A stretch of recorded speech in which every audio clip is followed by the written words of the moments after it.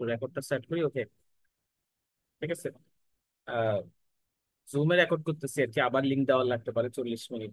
জুমে করলে সুবিধা, অনেক কিছু তো সুবিধা আছে। ফার্স্ট অফ অল রেকর্ড অনেক অনেক কম সাইজের ফাইল, ঠিক আছে। অন্য যে কোনো কিছুতে করলে ফাইল সাইজ হিউজ হয়। আহ যাই হোক, তো আমি প্রথমে চ্যাপ্টার 3 এর তো মিটিং 40 মিনিট শেষ হয়ে গেলে আমি আবার লিঙ্ক দিব। চ্যাপ্টার 3 এর শর্ট করে আমি চ্যাপ্টার 3 এর ধারণা দিয়ে এরপর চ্যাপ্টার 3 এর এক্সারসাইজ যেগুলো আছে ওগুলো সবগুলো দেখাই দিব, ঠিক আছে। আহ তো আমার তো স্লাইড। একটা কোশ্চেন ছিল। হুম হুম, বলো। আচ্ছা, চ্যাপ্টার 18 না দেখে কি 7 পৃষ্ঠা জুড়ে ম্যাথ, এগুলো কি সবগুলো দিয়ে কি করতে হবে? কোন 7 পৃষ্ঠা? বইয়ে 7 পৃষ্ঠা? মানে হ্যাঁ, অনেক ম্যাথ চ্যাপ্টার 18-এ। সিএফএ প্রবলেম না করলে সমস্যা নেই, মেইন এক্সারসাইজ গুলো করলে হবে। সিএফএ প্রবলেম গুলো অনেক বড়, তাই তো এগুলো লাগবে না। ও, সিএফ মানে প্রবলেম না করলে হবে? আমার ধারণা আর কি, সিএফএ প্রবলেম গুলা বড় ম্যাথ অনেক। হ্যাঁ, এগুলি বেশ বড় বড় কোশ্চেন, মানে না, স্টেমের আমাদের মধ্যে অত বড় উদ্দীপক ম্যাথ তো দেওয়া থাকে। করায়নি। আমাদের চ্যাপ্টার 18 অত বড় ম্যাথ করায়নি, তো চ্যাপ্টার 18 জাস্ট ছোটখাটো ম্যাথ দেখাইছে। তো শুধু এক্সারসাইজ গুলো করলেই হবে আমার ধারণা। আচ্ছা ঠিক আছে, অনেক ম্যাথ অ্যাকচুয়ালি। আচ্ছা ঠিক আছে। এক্সারসাইজও প্রচুর ম্যাথ আছে, আমি তো এক্সারসাইজ গুলো করছি।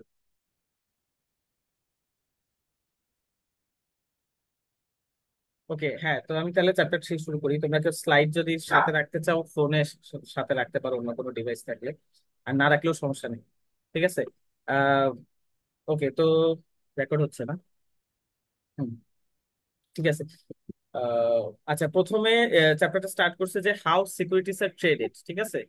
যে সিকিউরিটি যেটা শেয়ার মার্কেটে, যে সিকিউরিটি সেটা কেমনে কেনা বেচা হয় সেটা নিয়ে কথা বলছে। যে ফার্মের যদি টাকা প্রয়োজন হয়, ঠিক আছে, ফার্মের টাকা প্রয়োজন হলে, মানে ক্যাপিটাল যখন লাগে, তখন তারা দুই ভাবে সংগ্রহ করতে পারে, ঠিক আছে।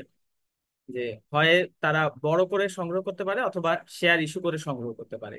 তারা হয় বড় করবে অথবা শেয়ার ইস্যু করবে, ঠিক আছে। তো আহ, বড় করলে হয় ব্যাংক থেকে লোন নিয়ে অথবা বন্ড ইস্যু করে, ঠিক আছে।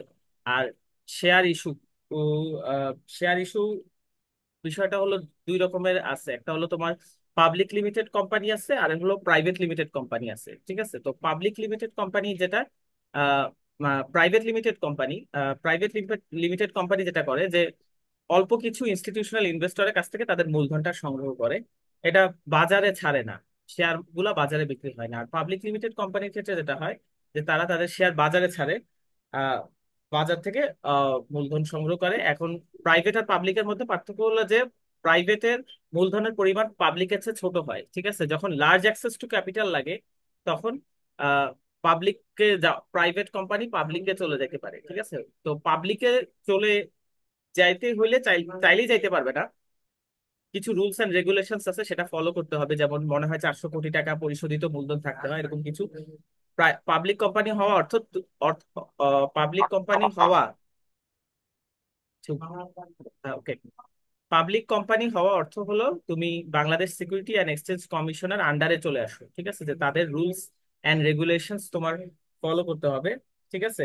যেমন পাবলিক প্রতিনিয়ত তোমার ডিসক্লোজ করতে হয় ফাইন্যান্সিয়াল স্টেটমেন্টস, ঠিক আছে। তো এরকম বেশ কিছু রুলস অ্যান্ড রেগুলেশনস আছে, যার কারণে দরকার হইলে তখন পাবলিক লিমিটেড পড়ে। কিন্তু তাছাড়া যদি দরকার না হয় সেক্ষেত্রে তখন পাবলিক লিমিটেডে কোম্পানি হয়তো পাবলিকে যাচ্ছে, ঠিক আছে। এখন একটা কোম্পানি ধরো প্রাইভেট থেকে পাবলিক কে রূপান্তর হইলো, ঠিক আছে। যে এখন বাজারে শেয়ার ছাড়লো, ঠিক আছে। তো বাজারে যখন প্রথমবার শেয়ার ছাড়বে সেটাকে বলা হয় আইপিও বা ইনিশিয়াল পাবলিক অফারিং, ঠিক আছে।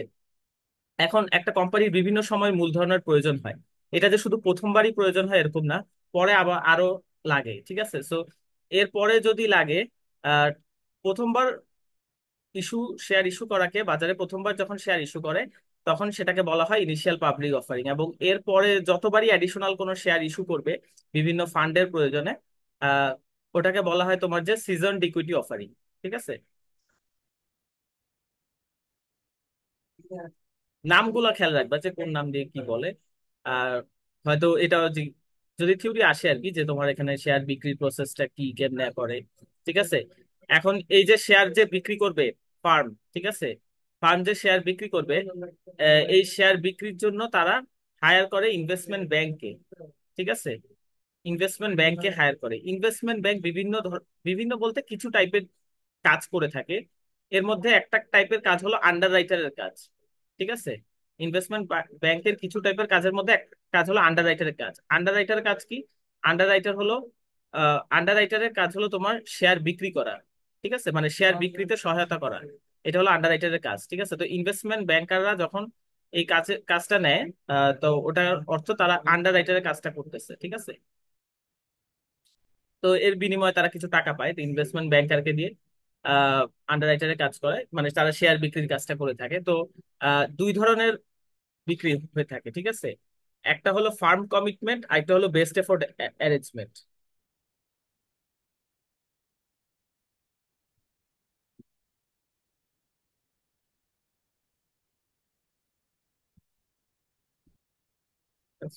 লেখা যায় না,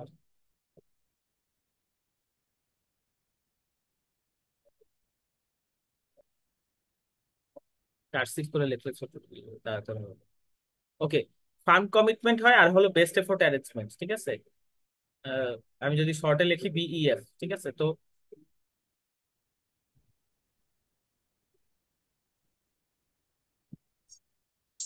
তোমার ক্যামেরা মনে হয় অন, অফ করে দাও ক্যামেরা। ক্যামেরা কারো অন থাকলে প্লিজ অফ করো। হ্যাঁ, আমারটা কি অন দেখা যাচ্ছে? আমারটা তো অফ থাকার কথা। হ্যাঁ তোমার অফ আছে। আচ্ছা ঠিক আছে। আমার অন ছিল, সরি আমি ঢোকার টাইমে খেয়াল করিনি। হ্যাঁ, তো যেটা বলছি যে ফার্ম কমিটমেন্ট এবং বেস্ট এফোর্ট অ্যারেঞ্জমেন্ট, ঠিক আছে, দুই ভাবে চুক্তি হয়। ইনভেস্টমেন্ট ব্যাংকার ফার্মের শেয়ার বিক্রির যে দায়িত্ব নেয় সেটাকে বলা হয় আন্ডার রাইটার। যে ফার্মের হয়ে, ফার্মের পক্ষ থেকে সে ফার্মের শেয়ার গুলা বিক্রি করে দিতেছে, এই কাজের দায়িত্বকে বলা হয় আন্ডার রাইটিং। ঠিক আছে, যে এই কাজটা করে তাকে বলা হয় আন্ডার রাইটার। ঠিক আছে, তো ফার্মের সাথে যে ইনভেস্টমেন্ট ব্যাংকারের এই চুক্তিটা হয়, এটা দুই ধরনের চুক্তি হয়। একটা হলো ফার্ম কমিটমেন্ট, আরেকটা হলো বেস্ট এফোর্ট অ্যারেঞ্জমেন্ট।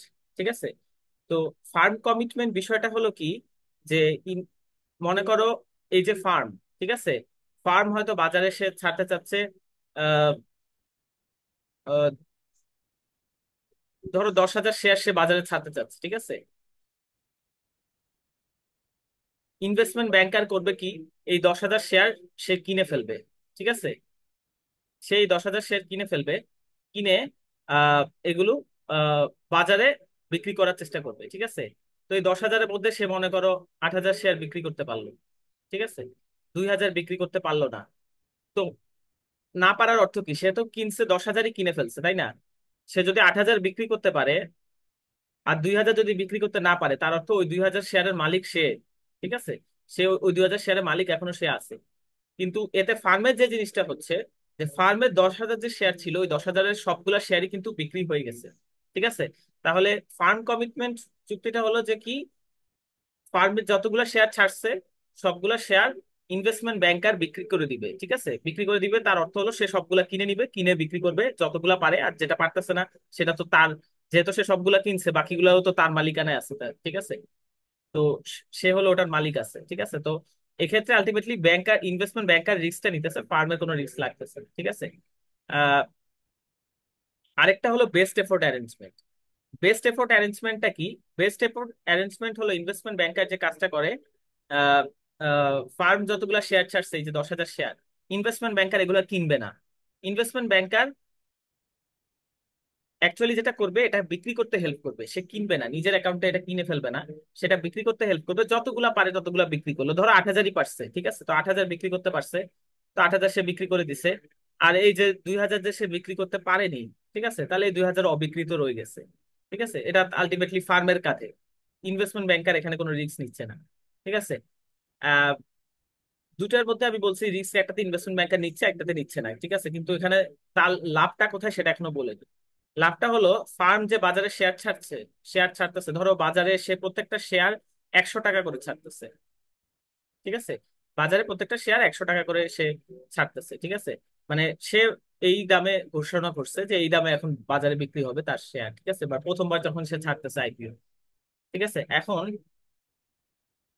কিন্তু ইনভেস্টমেন্ট ব্যাংকার যে আন্ডাররাইটারে কাজ করতেছে, ধরো আমি ফার্ম কমিটমেন্টের কথা বলতেছি, ফার্ম কমিটমেন্টে হয় কি, ইনভেস্টমেন্ট ব্যাংকার ফার্মের কাছ থেকে কিনে নেয়, দেন সে এটা বিক্রি করে। ও যে ফার্মের কাছ থেকে কিনবে, ফার্মের কাছ থেকে এটা সে 100 দামে কিনবে না, ফার্মের কাছ থেকে ধরো 95 টাকায় কিনলো, ঠিক আছে, ফার্ম ফার্ম তাকে 95 টাকায় বিক্রি করবে, কিন্তু সেটা শুধু তাকে, বাজারে না। এবং বাজারে সে এটা বিক্রি করবে, ইনভেস্টমেন্ট ব্যাংকার বাজারে এটা সে 100 টাকায় বিক্রি করবে, ঠিক আছে। এই যে পার শেয়ারে যে 5 টাকা করে সে পাচ্ছে, সেটা হলো তার কমিশন, বা সে এইটা ফি পাচ্ছে, ঠিক আছে। এভাবে যতগুলো শেয়ার আছে ততগুলো শেয়ারের জন্য সে 5 টাকা করে কমিশন পাচ্ছে, ঠিক আছে। তো আহ এখানে চ্যাপ্টারের থিওরিটিক্যাল পার্ট ম্যাক্সিমাম জিনিস, আচ্ছা ম্যাক্সিমাম না, প্রথম অংশটুকু ম্যাক্সিমাম দেখাই দিছি। এর মধ্যে হলো আহ একটা জিনিস একটু দাঁড়া, একটা ম্যাসেজ,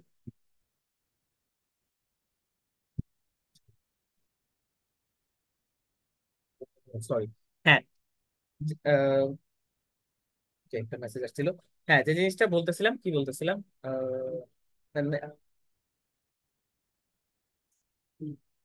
একটা জিনিস বাকি আছে তোমার, হলো বেস্ট এফোর্ট, ও আচ্ছা হ্যাঁ, বিক্রির ফার্ম যখন প্রথমবার আইপিও তে আসে, ঠিক আছে, এটা আইপিও তে আসার প্রসেসটা কি, সেটা নিয়েও কিছু জিনিস বলা আছে, যে আইপিও তে আসার জন্য ইনভেস্ট আলটিমেটলি কোম্পানি যখন পাবলিকে চলে আসে, ঠিক আছে, পাবলিকে চলে আসার অর্থ, একটা ধরো প্রাইভেট লিমিটেড কোম্পানি, সে এখন পাবলিক লিমিটেড কোম্পানিতে রূপান্তরিত হচ্ছে, ঠিক আছে। তার অর্থ কি, সে এখন বাংলাদেশ সিকিউরিটি অ্যান্ড এক্সচেঞ্জ কমিশনের আন্ডারে চলে আসতেছে, ঠিক আছে, তাদের রুলস এন্ড রেগুলেশন ফলো করতে হবে। তো আহ, তাকে যেটা করতে হয়, যে একটা রেজিস্ট্রেশন করতে হয়, ঠিক আছে, সিকিউরিটি অ্যান্ড এক্সচেঞ্জ কমিশনের আন্ডারে একটা প্রিলিমিনারি রেজিস্ট্রেশন স্টেটমেন্ট, ঠিক আছে, ফাইল করতে হয়।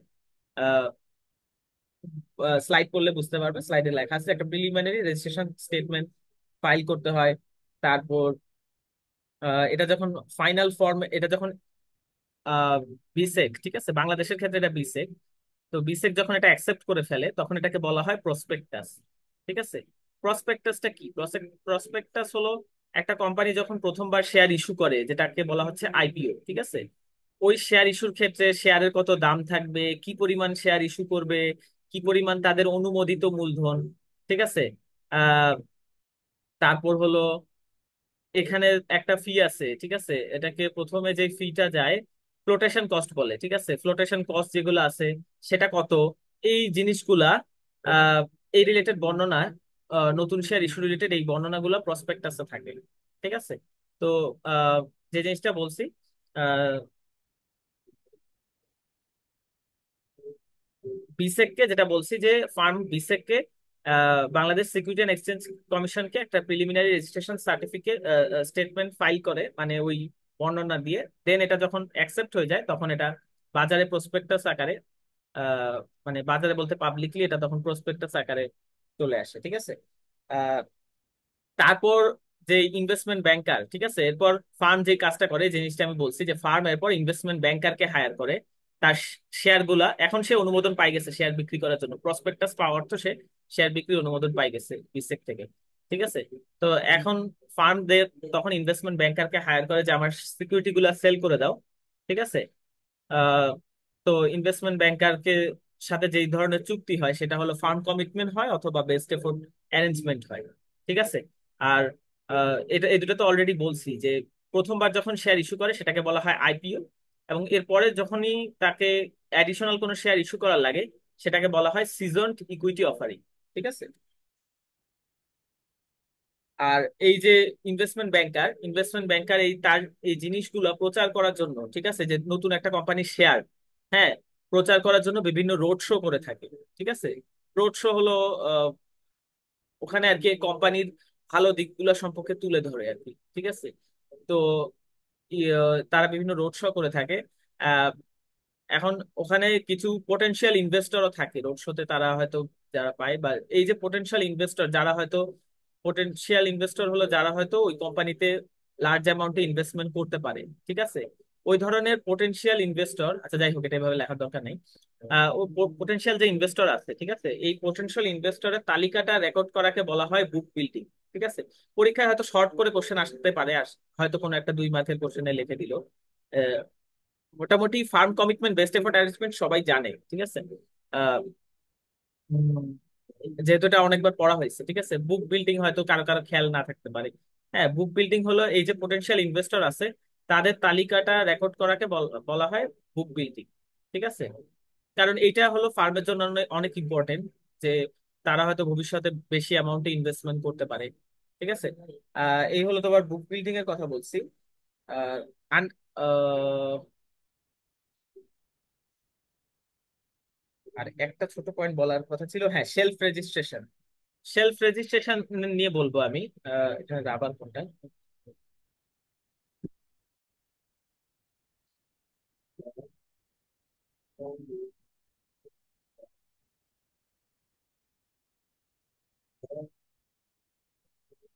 আচ্ছা, মুখে বলি, সমস্যা নাই। সেলফ রেজিস্ট্রেশন, ঠিক আছে। তো সেলফ রেজিস্ট্রেশন বলা হয় যে একটা কোম্পানি যখন এই যে অ্যাডিশনাল শেয়ার ইস্যু করে, ঠিক আছে। মানে প্রথমবার তো শেয়ার ইস্যু করছে, এরপরে তার বিভিন্ন প্রজেক্টের ফাইন্যান্সের জন্য বিভিন্ন সময় মূলধনের প্রয়োজন হয়, কারণ তার প্রোডাক্ট ডেভেলপমেন্ট করার লাগে, বিভিন্ন খাতে ইনভেস্টমেন্ট করার লাগে। নাহলে তো কোম্পানি যদি ওই প্রোডাক্টে কোনো ডেভেলপমেন্ট না আনে তাহলে কিন্তু তার কোম্পানি গ্রো করবে না, ঠিক আছে। তো রিসার্চ এন্ড ডেভেলপমেন্টেও খরচ হয়, সো বিভিন্ন খরচের কারণে যে তার ফাইন্যান্সিং এর প্রয়োজন হয়। তো সে প্রথমবার শেয়ার ইস্যু ছাড়াও পরে বিভিন্ন সময় শেয়ার ইস্যু করে। এই বারবার শেয়ার ইস্যু করতে গিয়ে অনেকগুলা লিগাল প্রসেসের মধ্যে দিয়ে যাইতে হয়, ঠিক আছে। অনেক ঝামেলার মধ্যে দিয়ে যাইতে হয়, বারবার অনুমতি চাওয়া এবং অনেক কিছু করতে হয়, ঠিক আছে। সো এইটা যাতে বারবার করতে না হয় এর কারণে, এবং বারবার ফ্লোটেশন কস্ট ইনকার হয়, ঠিক আছে, কিছু প্রাথমিক খরচ আছে শেয়ার ইস্যু রিলেটেড। তো এটা যাতে বারবার না হয় এবং ফ্লোটেশন কস্টটা যাতে কম হয়, এর কারণে যেই কাজটা করা হয় সেটাকে বলা হয় সেলফ রেজিস্ট্রেশন, ঠিক আছে। তো সেলফ রেজিস্ট্রেশনে একবারে একসাথে 2 বছরের জন্য অনুমোদন নিয়ে নেয়, যে এই 2 বছরের জন্য আমি জাস্ট শর্ট নোটিসে আমি যখন ইচ্ছা শেয়ার ইস্যু করতে পারবো, ঠিক আছে। যে শেয়ার ইস্যু করতে পারবো, খুব বেশি লং নোটিস ওরকম লাগবে না, এবং ফ্লোটেশন কস্টও কম হয়, ঠিক আছে। সো এটা হলো সেলফ রেজিস্ট্রেশন, এটাকে বলে। তো আহ, এই হলো তোমার শেয়ার ইস্যু বা শেয়ার বিক্রি রিলেটেড পার্টটুকু, ঠিক আছে।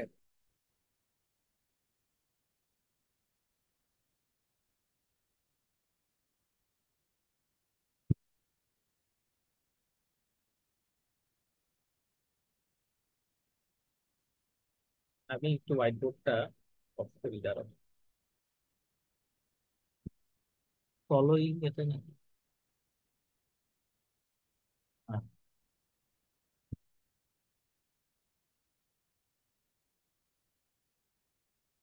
হোয়াইট বোর্ড কেমনে অফ করবো? হ্যাঁ, একটু।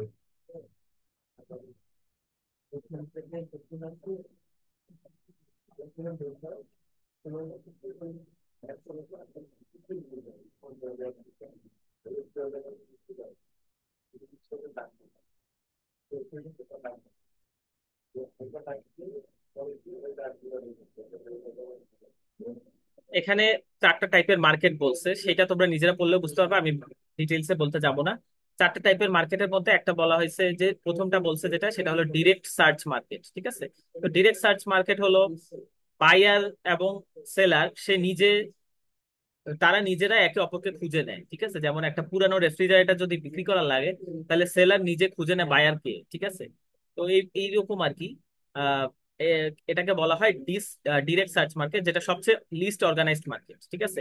এরপর 2টা টাইপের মার্কেট বলা আছে, ব্রোকার মার্কেট, ডিলার মার্কেট, ঠিক আছে।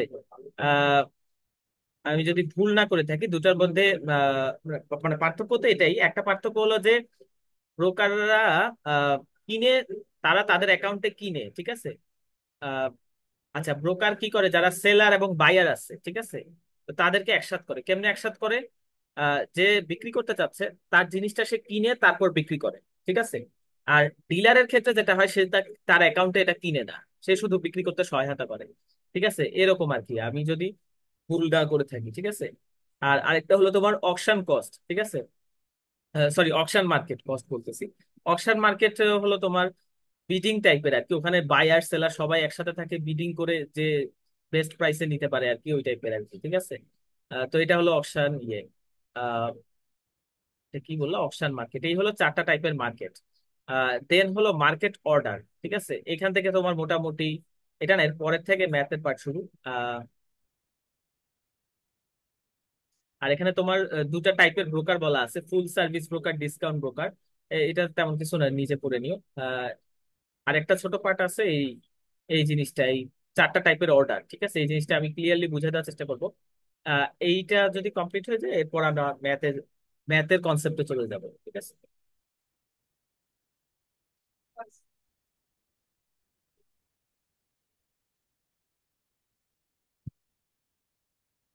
এটা কি শেয়ার হচ্ছে?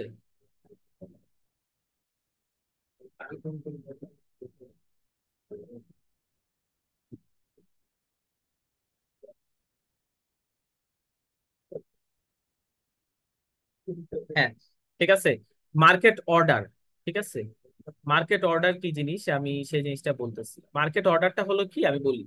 তুমি যখন শেয়ারে কেনা বেচা করবা, এটা অ্যাকচুয়ালি এরকম কম হয় সাধারণত, যে তুমি নিজেই সব কিনতেছো, নিজেই সব বিক্রি করতেছো।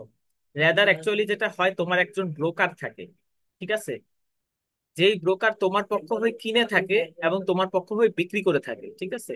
তোমার হয়তো ব্রোকারের সাথে একটা অ্যাকাউন্ট থাকে, ঠিক আছে, ব্রোকারের সাথে একটা জয়েন্ট অ্যাকাউন্ট বা থাকে হয়তো, এরকম হয়তো, বা জয়েন্ট অ্যাকাউন্ট কিনা আমি যাই না, যাই হোক একটা অ্যাকাউন্ট থাকে তো। ব্রোকার ওই তোমার অ্যাকাউন্টে কিনে দেয়, বিক্রি করে দেয়, ঠিক আছে। তো কখন কিনবে এবং কখন বিক্রি করবে, ঠিক আছে, এই রিলেটেড যদি আমি কিছু শর্ত দিয়ে দিই, যে এতর কম হইলে কিনবা, এতর বেশি হইলে বিক্রি করবা, তো ওটাকে বলা হচ্ছে তোমার প্রাইস কন্টিনজেন্ট অর্ডার, ঠিক আছে, যেটা প্রাইসের উপর নির্ভরশীল, ঠিক আছে। তো চারটা টাইপের অর্ডার আছে। হুম। আহ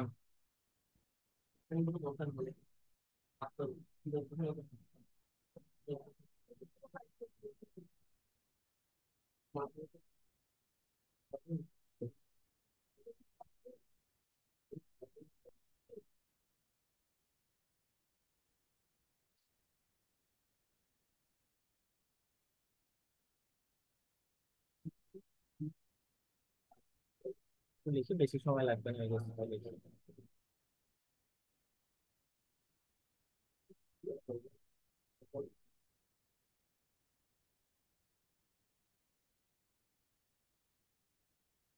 প্রেস করে লিখতে হয় তো একটু ঝামেলা হয়।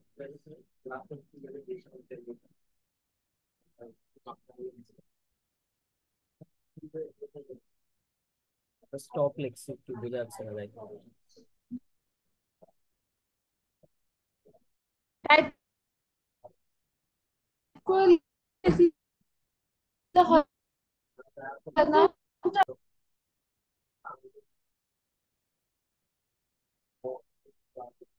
ওকে, তো এই চার ধরনের অর্ডার শর্ত দিয়া করতে পারি, যে এটা আমি বলি। এই দুটাকে বলা হয় তোমার বেসিক্যালি প্রাইস কন্টিনজেন্ট অর্ডার। আর এটাকে কি বলা হয় জানি, স্টপ অর্ডার, ঠিক আছে। এই দুটাকে বলা হয় প্রাইস কন্টিনজেন্ট অর্ডার, এটা এই দুটাকে বলা হয় স্টপ অর্ডার, ঠিক আছে। দেখো এই দুটার নামের শুরুতে স্টপ আছে, স্টপ লস, স্টপ বাই, ঠিক আছে। আর এই দুটাকে বলা হয় প্রাইস কন্টিনজেন্ট অর্ডার, ঠিক আছে। আচ্ছা, এখন আমি বলি লিমিট সেল, ঠিক আছে। লিমিট সেল কি আর লিমিট বাই কি? সাখাত, হুম, বলো। সাখাত একটু আগে যেটা বলছো আবার একটু বলবা, আমি একটু একটু কাজে একটু পানি খেতে উঠছিলাম। আবার একটু বলবা প্লিজ। হ্যাঁ, এই দুইটা টাইপের অর্ডারকে বলা হয় প্রাইস কন্টিনজেন্ট অর্ডার, অর্থাৎ প্রাইসের উপর নির্ভরশীল, ঠিক আছে, মার্কেটের প্রাইসের উপর। আর এই দুইটাকে বলা হয় স্টপ অর্ডার, ঠিক আছে। এই যে স্টপ লেখা আছে এখানে, স্টপ। আচ্ছা বুঝছি। ঠিক আছে। তো হ্যাঁ, আমি যেটা বলতেছিলাম, যে লিমিট সেল লিমিট বাই বলি কি, ঠিক আছে। তো তোমার লিমিট বাই হলো, আহ স্বাভাবিকভাবে তুমি চিন্তা করো, আহ, তোমার কাছে যদি তুমি যদি শেয়ার কিনার হও, আচ্ছা, তুমি কখন শেয়ার কিনতে চাবা আর কখন বিক্রি করতে চাবা? যখন দাম কম থাকবে, ঠিক আছে, অবশ্যই কোম্পানি খারাপ অবস্থায় না, বাট কোন একটা ভালো কোম্পানির শেয়ার যদি দাম কমে, হ্যাঁ, তখন তুমি এটা কিনতে চাবা, হয়তো কিছু সময়ের জন্য দাম কমছে, হ্যাঁ। আর আর বিক্রি করতে কখন চাবা, যে কোন কোম্পানি, কোম্পানি যে কোনো কোম্পানিরই হোক, যে যে যেই শেয়ার তোমার কাছে আসছে, ওই শেয়ারে যদি দাম বেড়ে যায়, তাহলে তুমি তখন বিক্রি করতে চাবা, ঠিক আছে। তো লিমিট বাইটা কি, যে ধরো আমি বললাম যে, এটা কলম দেখায় না, হ্যাঁ, লিমিট বাই ধরে বললাম আমি যে প্রাইস যদি 90 এর নিচে নেমে যায়,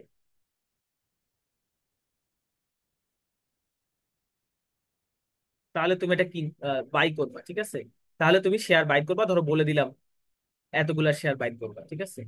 ধরো 20টা শেয়ার, বা কতগুলা শেয়ার বাই করবা সেটা আপাতত বাদ দাও। মেইন কনসেপ্টটা হলো কি, যে তুমি তোমার ব্রোকারকে বলে রাখছো যে যদি শেয়ারের কারেন্ট প্রাইস ধরো 100 আছে, ঠিক আছে, বা যেই দামে তুমি কিনছো সেটা 100 আছে, তুমি বললা যে যে এই শেয়ারের দাম যখনই 90 এর নিচে চলে যাবে, তুমি আহ, এই শেয়ারের এতগুলা শেয়ার কিনবো অমুক কোম্পানি, ঠিক আছে। অমুক কোম্পানির শেয়ারের দাম যখন 90 এর নিচে চলে যাবে।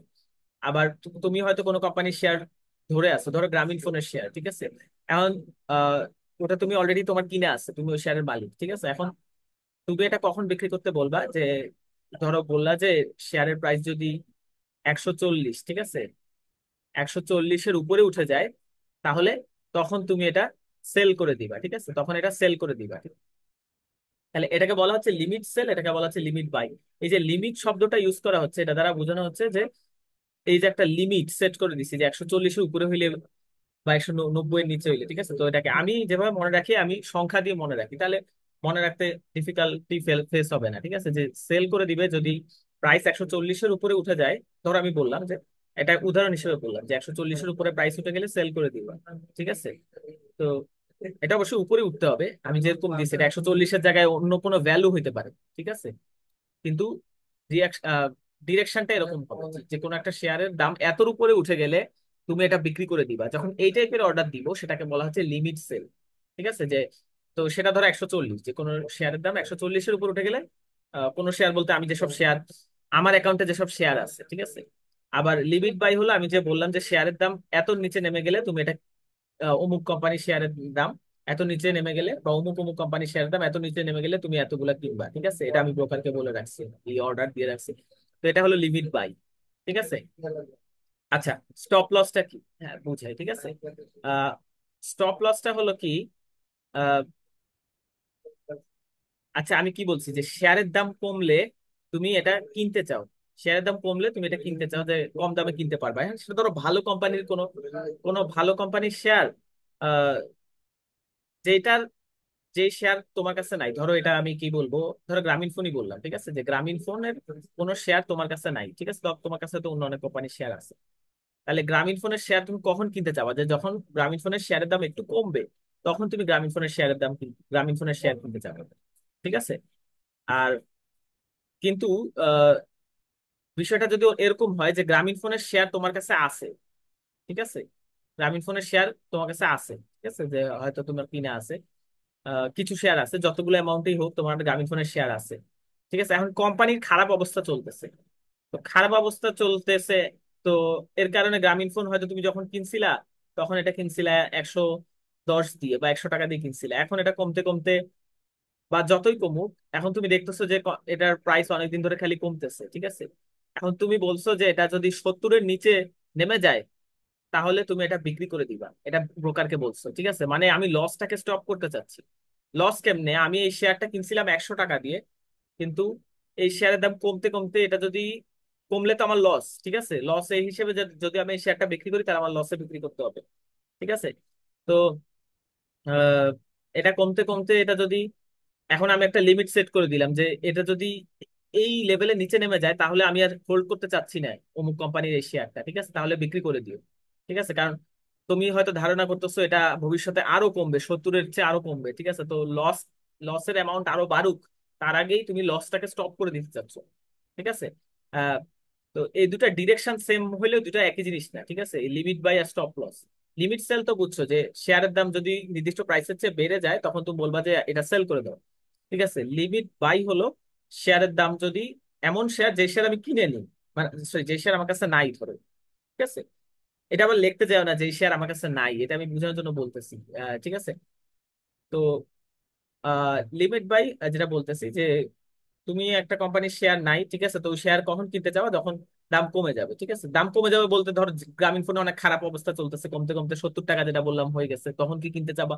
তখন হয়তো কিনতে চাবা না, কারণ কোম্পানি পারফরমেন্স ভালো না, ঠিক আছে, আমি সেটা বলতেছি না। বাট হয়তো গ্রামীণ ফোনের শেয়ারের দাম কিছুদিন আগে 100 বা 110 ছিল, তো সামান্য কমছে 90 টাকা হয়েছে, যে কোনো কারণে হইতে পারে, ঠিক আছে? তো সেটা হয়তো ওদের খারাপ পারফরমেন্সের কারণে না, ঠিক আছে, বা হইলেও সেটা শর্ট টার্ম, তুমি এক্সপেক্ট করতেছো ভবিষ্যতে এটার দাম আবার বাড়বে, ঠিক আছে?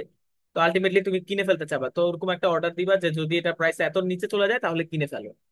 আর স্টপ লসটা হলো যে তুমি কিছু শেয়ারের মালিক আছো কোন একটা কোম্পানির, তো বলতেছো যে এটা দাম তো কমতেছে, কিন্তু এটার দাম যদি এত নিচে নামে যায়, ঠিক আছে, তাহলে তুমি এটা বিক্রি করে দিবা, ঠিক আছে, কারণ আমি আর লস বিয়ার করতে চাচ্ছি না। এই হলো স্টপ লস, লিমিট বাই আর লিমিট সেল। স্টপ বাইটা নামটা খেয়াল রাখো জাস্ট, ঠিক আছে, আর এই তিনটা এমনি একটু ফিগার খেয়াল রাখো। স্টপ বাইটা আমি পরে বুঝাবো, আগে শর্ট সেলিং বুঝাবো, এরপর আমি স্টপ বাইটা বুঝাবো, এটা শর্ট সেলিং এর সাথে রিলেটেড, ঠিক আছে? এদিকে 3 মিনিট আছে, আমি আরেকটা লিঙ্ক দিচ্ছি, ঠিক আছে? এখন মোটামুটি ম্যাথের কনসেপ্ট এরপর থেকে স্টার্ট, মোটামুটি মোটামুটি না, এরপর থেকে ম্যাথের বাইং অন মার্জিন আর শর্ট সেলিং বুঝাবো, এরপর এক্সারসাইজের ম্যাথে যাবে।